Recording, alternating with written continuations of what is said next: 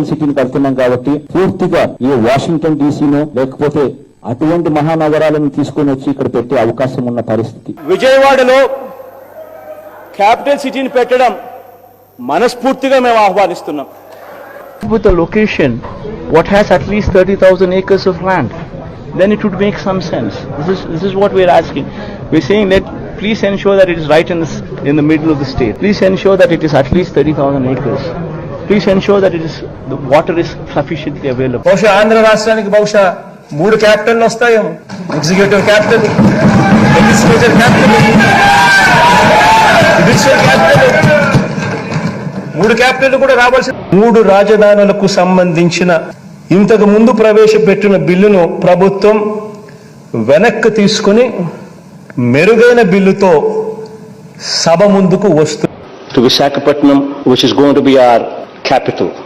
To Visakhapatnam, which is going to be our.